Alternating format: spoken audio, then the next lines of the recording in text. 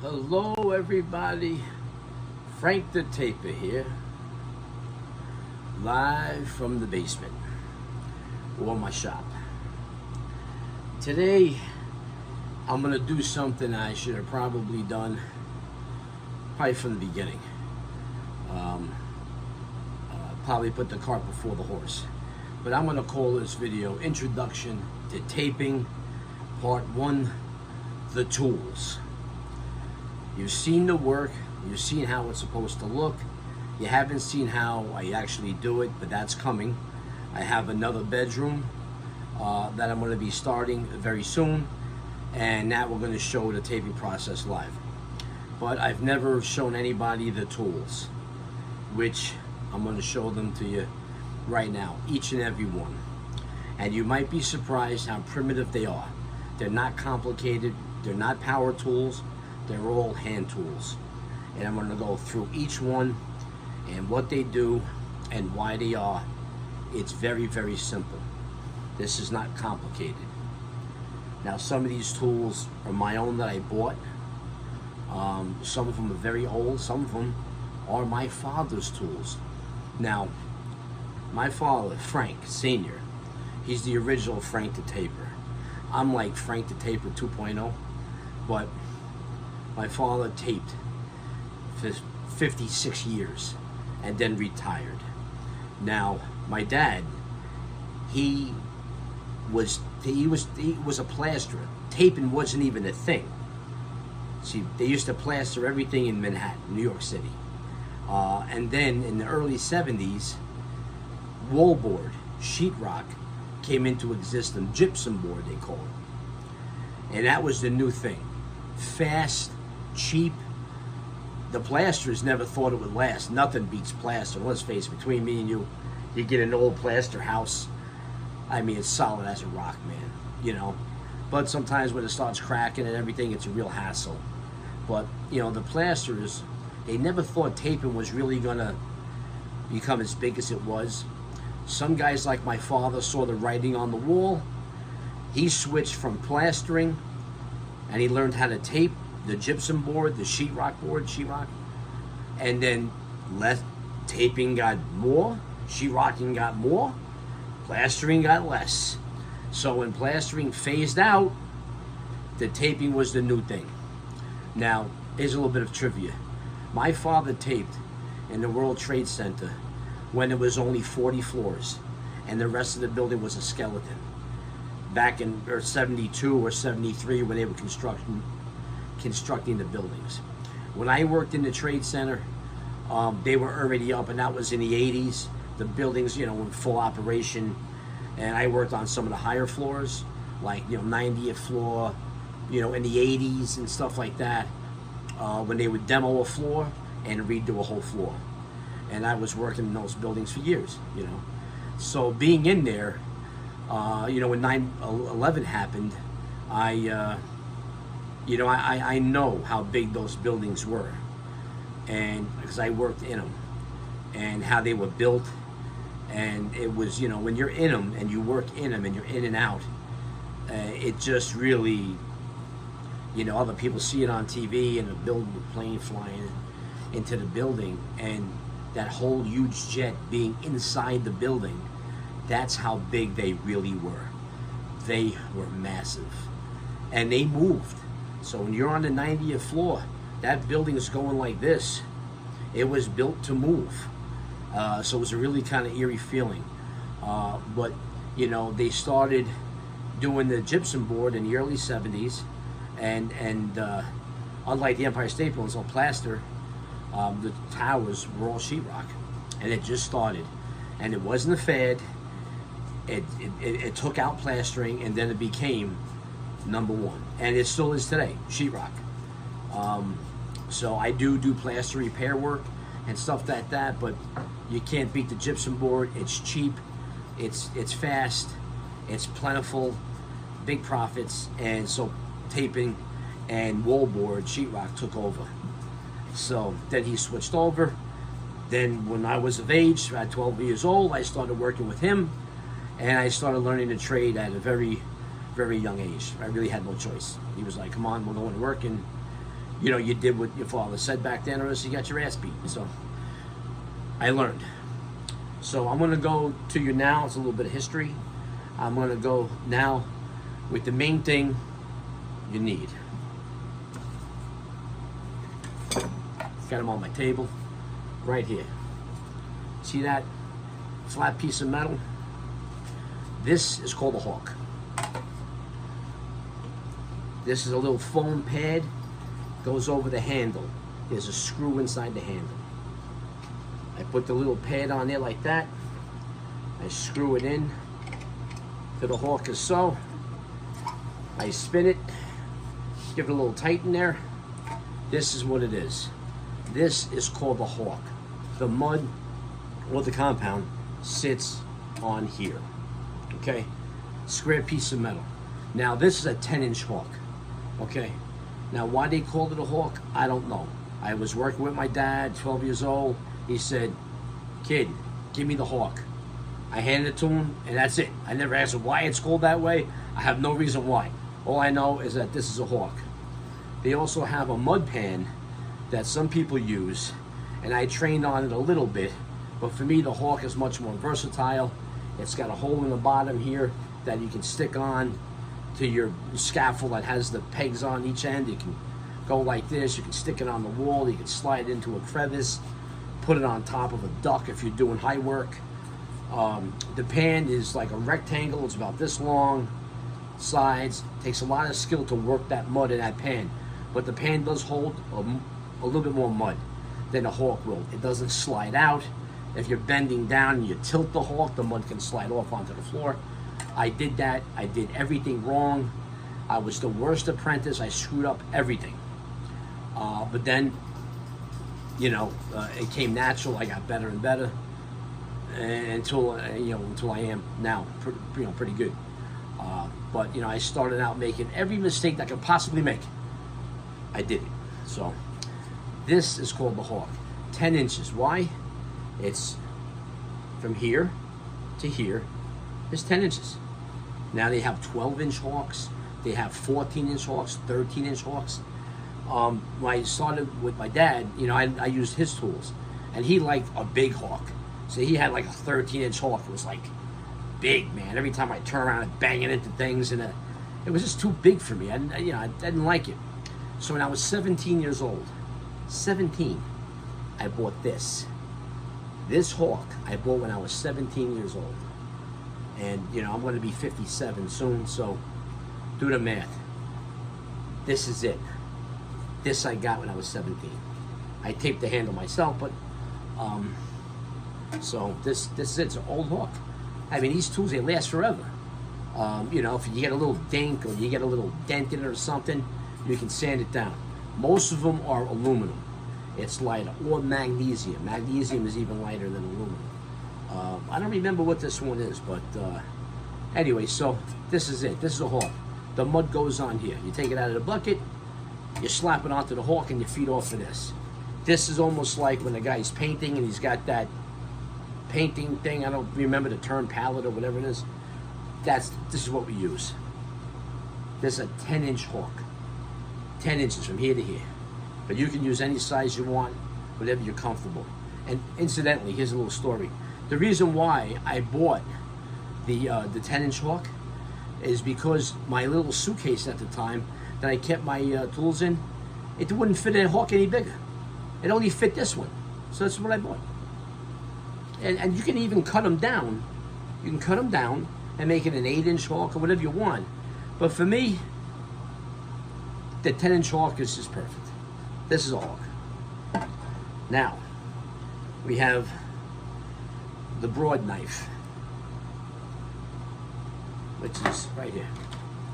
This is a 10-inch knife. Why is it 10 inches? Because from point to point, end to end, it's 10 inches. So if I'm, you know, working with somebody and I say, do me a favor, grab me the 10. This is what it is. So the knives are really numbered. I don't say, you know, give me the 10-inch knife. I just say, grab me the 10. Hand me the 10. Whatever.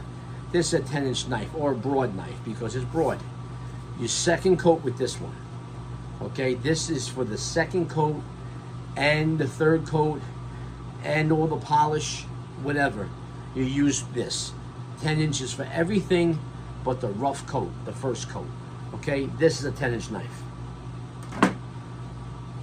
The next knife that's very important is this one.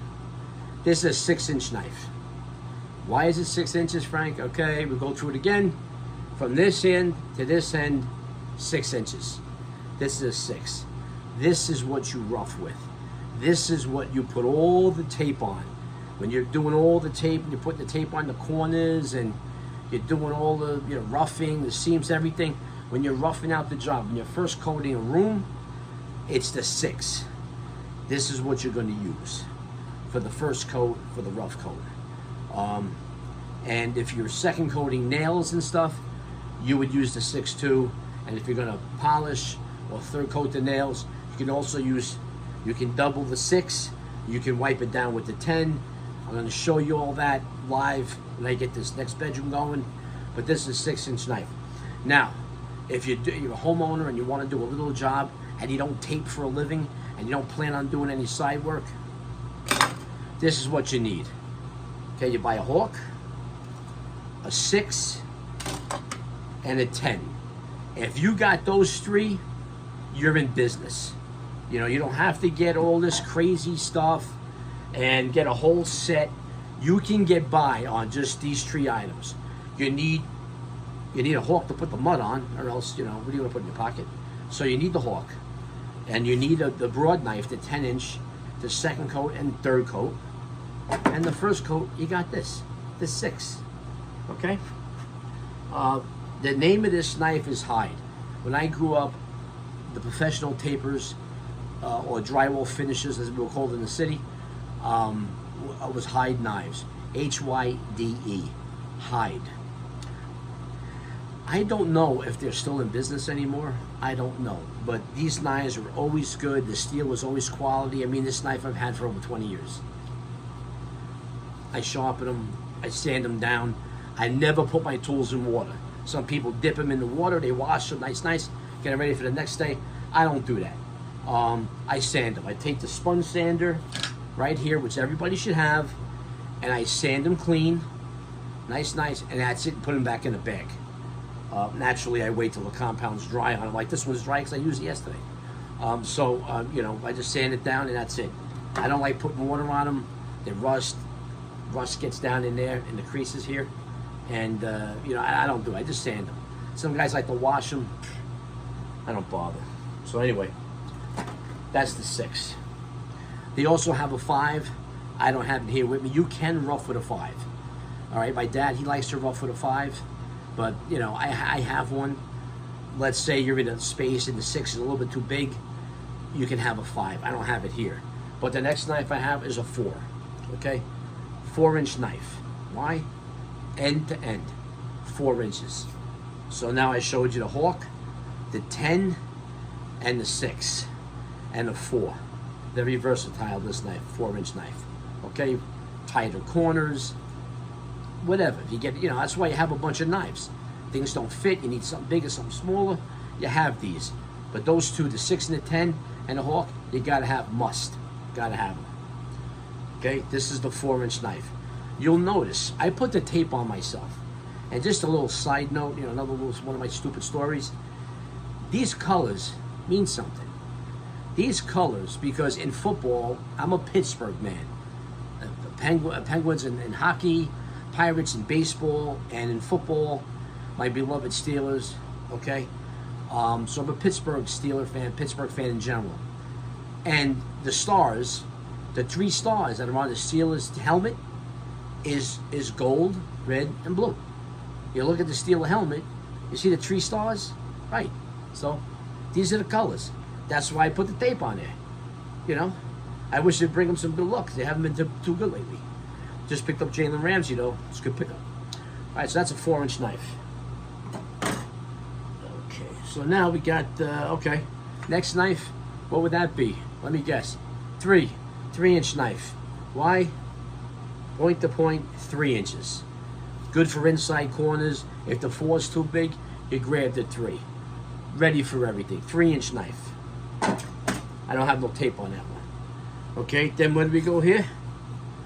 2-inch knife, right? Point to point, 2-inch. Okay, you can see the writing right there. Hide knife. This knife is like 25 years old. You know, when you need it, you take it out of your bag and you use it. You might use it, you might do 15 jobs and never take this knife out.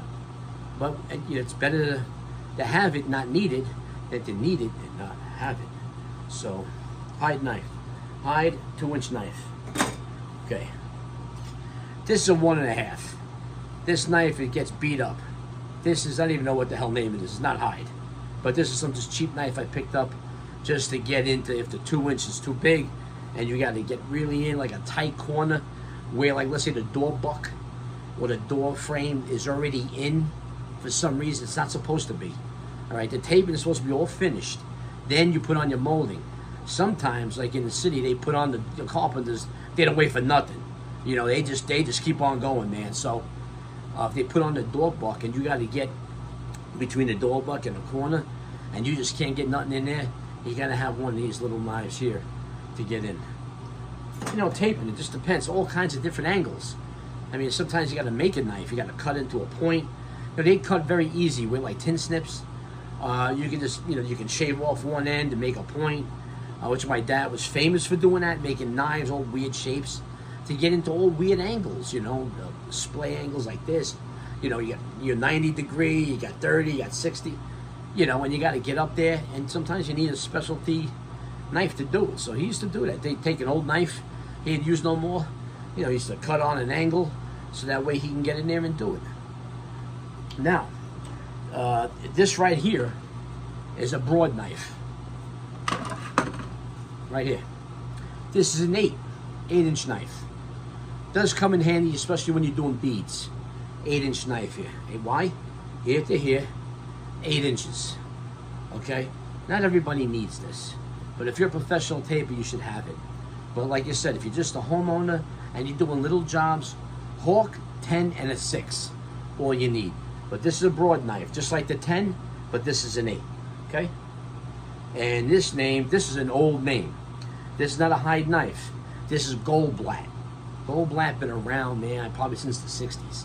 They disappeared for a while and then they resurfaced, like Marshalltown. These are some old tool brands, man. This is an old Goldblatt 8-inch knife. Terrific knife, Goldblatt. Good brand. Okay, that's an 8. Now, this one here, this Big Daddy, it's another broad knife. This is a 12. Why? Point to point. It's a 12. This is also a Goldblatt. This is red. The handle's red. The handle for the 8, right, is orange. You know, sometimes they use different colors, which is nice. Keeps things fun, light. So this is a 12. Now, I wouldn't really put the mud on with this one because, as you can see, my Hawk is a 10-inch Hawk. So if I want to take the mud off, see that? The knife is much bigger than the Hawk. So you can take it off and spread it. But what I most likely would use the 12 for is wiping it down. This is the way I do it. I mud up everything with the 10, right? And then when I go to wipe it down, it's nice and wide. I could use the 12 to do the wiping. So I don't, you're gonna see it live, but just, I use this for wiping the seams down more. This is a 12-inch knife. Now this one here, this is the granddaddy. This here is a 14-inch knife. From here to here. If you notice, this knife, the way it looks, this is blue steel. They use 2 types of metal. They use blue steel or they use stainless steel. Now, the blue steel really flexes. Not very stiff. This would. I would wipe with this knife. Okay? I would wipe with this knife. I wouldn't mud anything up with this. You can't get enough mud on this knife. Do anything. So I'll mud up with the 10. You got better control. Get anything on. And then when you have to wipe down and you got a feather, which I'm going to teach you, you do it with the 14. It's a Big Daddy right here. 14-inch knife. The other steel is this. Stainless steel. And you can see stainless steel is a lot stiffer than the blue steel. So it's a little bit tougher on your fingers, okay? Because when you wipe a seam down, you hold the knife and you keep your one finger, this finger, on the back of the knife. Then when you have to feathering is just you bend the edges and you clean them. You don't have, this doesn't give a little bit, so you keep the knife very stiff when you're wiping. I'm gonna show you all this live on the video, how to feather and this and that. But a lot of people like to finish the job, the third coat, with a stiffer blade knife, stainless steel, okay?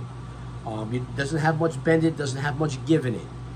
But this is stainless, and the other one I'll show you is blue. Blue steel, stainless steel. See, there you have it, 14-inch knife. This is a 10-inch steel, stainless steel. Okay. Okay, now the next thing you're gonna need, that's it for the knives. I told you, it's just a sheet metal on a handle. Very simple and very cheap. The cheapest tools in the business. Cheapest tools in the business. You gotta have this. This is a sanding block. Goes on a sanding pole. Okay? You have the stick, you put it on here, you turn the stick like that. You gotta have this. You gotta have this. You gotta sand. Okay, because it makes the job come out really, really good. Okay, some people say, I don't sand, I don't have to do it. They find other ways around it. Let me tell you something. I was trained, I grew up in Manhattan.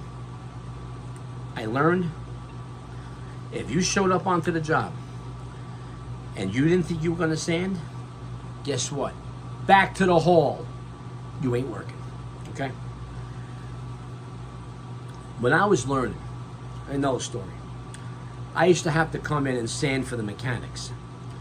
When you're a taper and you can do all 3 coats, you can master them all, you can do everything well, you become a mechanic. That means you're the best, not like the best individual taper, but that becomes that you can do all 3 coats, you can do tape anything that comes your way, you can do. You're a master of the trade. Then you become a mechanic. I used to go in, and I was an apprentice, I was learning, and I used to sand for the mechanics. There'd be 4 mechanics working, doing the 3rd and final coat, and I used to have the sandings to get them prepared, and they were coming behind me, so I had to keep my ass moving, okay? I used to sand for them. I did that for months, where I'd come in and all I did was sand. And I had 4 guys behind me, and just up and down with the stick, getting it ready. They would come in behind me, they would lay on the 3rd coat, polish, and that's it, and then keep on going. If I got slow or something, and they told the foreman, look, I can't, I gotta slow down because this guy's sanding too slow, I got my ass handed to me, okay? I mean, I'm literally, pow, you know what I mean? Back then, you could do stuff like that. And, what are you gonna do? You're gonna call the cops or something like that? They'll kill you. So, it was rough. It was rough. I sanded like my life depended on it. At times, I felt like it did. And so I used to have to sand for the mechanics. Now, once I became a mechanic myself, then, I used to sand my own work, or they used to have another apprentice, sand, for me. So that's the thing. When you get to that level, you can, then you enjoy what the other mechanics enjoy. But you got to earn that. It takes time and a lot of effort. The next thing you got to have on you is a hammer. Now, I got another little story about this hammer. People say, hey, you know what? Look at this little baby hammer. Little baby hammer. All right, well, I'm not a carpenter. Okay? Now, the only big hammer you should carry, either you're a carpenter, or is in your pants. You know what I mean? But I don't need it because I'm not busting things up. I'm not a demolition man. So if I have to tap in a screw or a nail or something, because, you have a big claw hammer or a framing hammer that these carpenters use, and you go to tap something in, the hammer goes right through the sheetrock. So I didn't need it. But you need a little hammer, do a little tap or something if a screw was sticking out. You're going to call the carpenter, hey, they got a screw sticking out?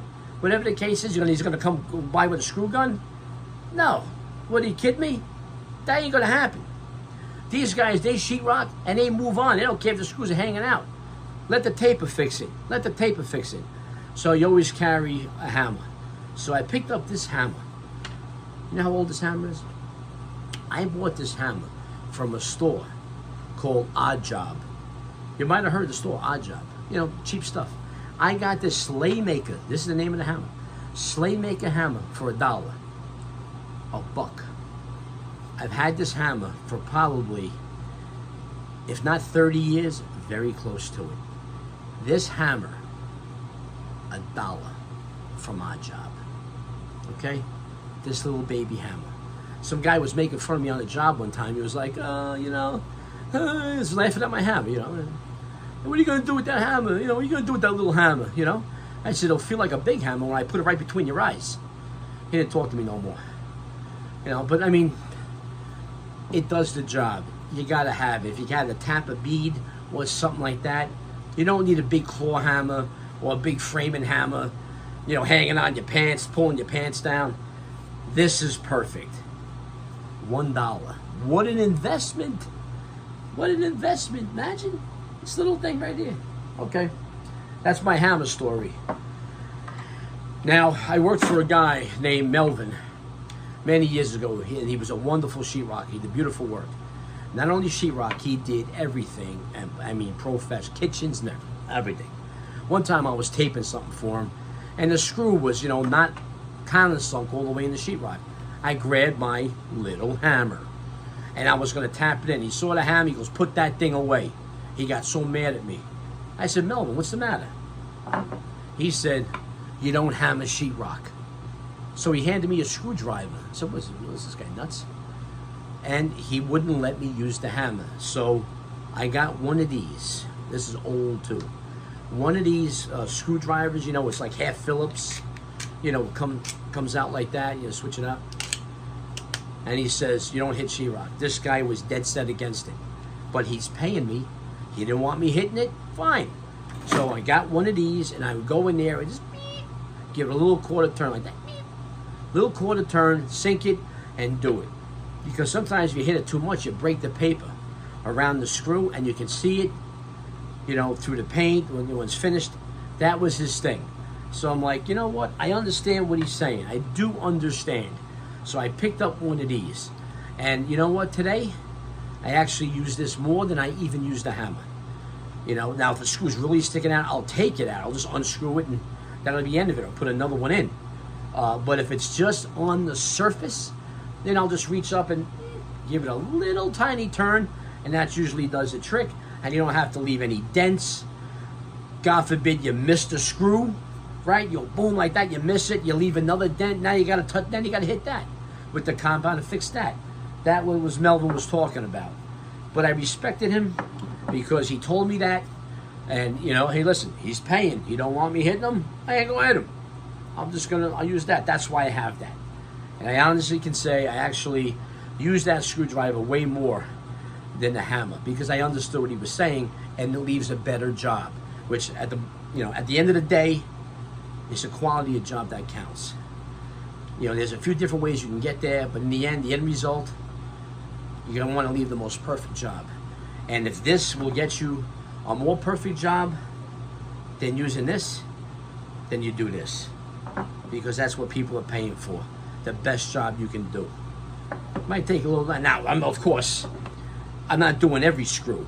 All right? Just a couple here and there that's sticking out, okay. But, I mean, if they're all sticking out, then I'll tell the carpenter, hey, you got to screw this room off or I ain't touching it. You know, I don't get paid to put screws in. I get paid to tape. So, you know, you got to do the right thing. But if you miss a couple here and there, no big deal. I'll take care of it. You know, got to help each other. This here is a sponge sander. These are cheap. They come like a 5-pack. You got to have them. Get them on with the angle. All right, so you can get in there. This is what I used to clean my knives. This is what I use to shine the beads. You know, when you're done with the beads, I go over corner of the beads, shine them up, get all the cheese off the beads so, you know, you don't get nothing in the paint. Because you got to remember, the paint, that's all they're going to do. The only thing that covers my work is a thin layer of paint. And any little thing that's on that wall is going to show through that paint. So you got to make sure. You got to make sure. You know, studs get covered. Electric gets covered. Insulation gets covered. Wiring gets covered. You know, it all gets covered. You know, it all gets hidden away. But my work, you can't hide. You can't. If it's bad, you're going to see it. You can't hide it behind insulation. You can't hide it behind sheetrock. If a stud's a little bit like this, oh, who the hell's going to know? You can't hide taping. You can't do it. So my work is exposed. And you know if it's really good if you can't see nothing. You go into that room, and I showed you on that video the bathroom that I did already, that's already painted. Looks good. You look at the ceiling, it looks like one piece. You can't see any of my work, you know it's good. If you can see the taping, no good, job is bad. You know, it's not a good job. So that's it. So you saw everything. Oh yeah. Oh my gosh, I forgot one thing here. This here is it's upside down. This holds your roll of tape. This is USG, the best sheetrock brand. Okay, this is tape. This is tape. It's 2.25 inches wide. Okay, this is what you rough with. This is what you rough with. Paper tape. Now, this tape here, if you see closely, this is the back. This is the front. It's got a line in the middle. It's already like pre-bent, so you can do a corner, right? It's got the seam in the middle, 1.125" on each side. So when you take the tape and you go like this, right, and you see the crease in there, and you go like this, and you're going to put this in the corner, just like this, right? 1.125" on each side. So this right here, see how it's bent, right? This is what you put into the corner. This is paper tape. This is a tape holder, okay? Goes on the ring here. You know, you lift up this thing, you take it off, right? This goes on your belt. Now I'm righty, my tape with my right, so this goes on my left side. So I feed off the left side, okay? You put the tape on, like so. You always have it fed out the front, like that, underneath. I don't like going over the top because it's the opposite for me. And then you take this little wire here and you put it through the hole, right? Then you stick it on your belt like here. And then as you're working, you feed off of it like this, because I'm righty. So it's on my left hand. I feed the tape out from the bottom with my right hand. You know, and then I'll spin it like this to have any, because I don't want to step on it as I'm walking around, trip on it. So this is it. Now, this is paper tape. It's standard, okay? This is what you use. But for different applications, they have what you call this. This is gauze. See that? It's nylon. Nylon. This is a little wider than this. Now, some people rough, they do all taping with the gauze. They don't use paper, and that's okay. This is a little different thing. But you know what? You got to be very careful when you use this, especially in corners, because this doesn't have that crease in the middle. So you have to stick it in a corner and crease it yourself. And then when you're coming down in your corner, let's say you're roughing the corner with your 6-inch knife, you got to be careful at a point here. Because if you're wiping that one side of the corner and you go in too much, a little bit like this, you'll cut the gauze. If you cut it, ain't no damn good. So that's why a lot of people, they'll use the gauze or nylon tape, whatever. They'll use it on the flat seams, and they won't use it in the corner, and they'll put the paper in the corner because it's easier. But what I use this for is cracks. Most of the time in cracks. This is very thin, very thin. So if you have a crack, plaster wall or whatever, a crack in your ceiling, on your wall, and the room is already finished, and you get a crack in it for somehow, I'd opt to use the gauze because the paper's thicker. So if you use it on the, paper goes on the surface, and so does the gauze, but the gauze is a lot thinner. So you can use a lot less mud and blend it in really beautiful. And if it's a crack, the nylon will hold it together. Most of the time it will not re-crack unless there is movement in the wall, a bad rock job, temperature, hot and cold, and the wall flexes and it keeps on re-cracking. Sometimes that happens due to a bad rock job.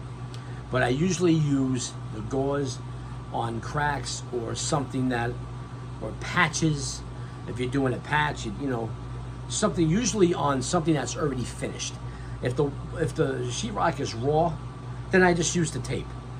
But you can use gauze, you can use the nylon. For some people, it's easier. For me, I use the paper, especially when the rock is done. If the room is finished, if it's a finished room and there's a crack or something, then I go to the gauze. Everything has its own job and its own specific thing that it can do. So they're all important in their own way. All the knives are important in their own way. They are. Sometimes you'll need them. Sometimes you'll never need it. You might not pull out a 2-inch knife for a year or something out of your bag. But at least when you need it, you got it. Because you never know what you run into. But the basic things you need is this hawk, any size you want. This is mine, very old hawk, 10-inch hawk, 10 inches. 6-inch knife you can use on every coat. This knife gets used the most out of anything, and this 10-inch broad knife. These three things, if you have them, you can do any job. Mostly any job. So, there you go. My daughter's here waving, she's on the other side. But this is basically the stuff that you need. All the other knives are good to have in case you need them. If you're a pro, you should have them. But those three things you can get anywhere. The knives are relatively cheap. Now, you don't have to get anything expensive. Now, DeWalt makes taping knives now. You know, they have, you know, they're fancy looking, nice colors. Listen, don't spend any more than you have to spend, okay? We're here. This channel is here to teach you how to do a good job and save your money doing it. You can do it yourself, or if you don't do it yourself and you hire somebody, at least you'll know how it's supposed to look, how things are supposed to be done, so nobody can pull the wool over your eyes and give you any bullshit-archy. You know, I don't have to sand, I just do this, I do that. Listen, people will cut corners everywhere they can. They cut corners, they make more money. I don't cut corners. I never did. My father never did. I don't. I do the job complete, so nobody can complain. And that's just what I do. No shortcuts. You do everything the right way, the first time, and that's it. So don't go spending unnecessarily on the fancy knives and this and that. You know what? This knife might be like $10 now, and the DeWalt version might be like $18. Who the hell cares what it looks like, as long as it does the job? Remember, these tools are basic. The most important thing here, the whole trade, is your hand. It's your hands. All right? This is the greatest tools you can have, is your hands and up here, your mind. Okay? That's all you need. Fancy knives, fancy tools, okay, you know, are not gonna make the job any better, okay? If you don't know what you're doing, you can use a $20 knife, it's gonna come out like crap. But if you know what you're doing, you can use a $5 knife, and you can get the job done. So with that, I appreciate you guys watching. I should have probably done this in the beginning, before I started taping any rooms, but this is Introduction to Taping, Part 1, The Tools. Stay tuned for part 2. Thanks for watching. I know this video went a little longer than the other ones usually do, but there was a lot of stuff to go over. Just an introduction. The next one will be hopefully, you know, I got another bedroom I'm going to do, and you're going to see it being done live, which is going to be a lot of fun, because then I can actually show you how to hold this, how to wipe, how to feather, how to spread, how to take it off, spot nails, the whole thing. All right, thanks for watching. Don't forget to like and subscribe. If you learned anything, great. If you were entertained, even better. So you leave a comment below or whatever, but I appreciate you watching. Thank you, everybody. God bless you as always. And with that, Over and out.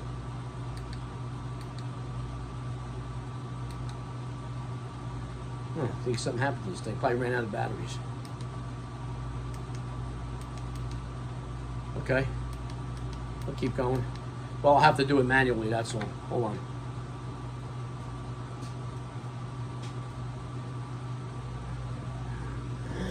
This is Frank the Taper saying, later.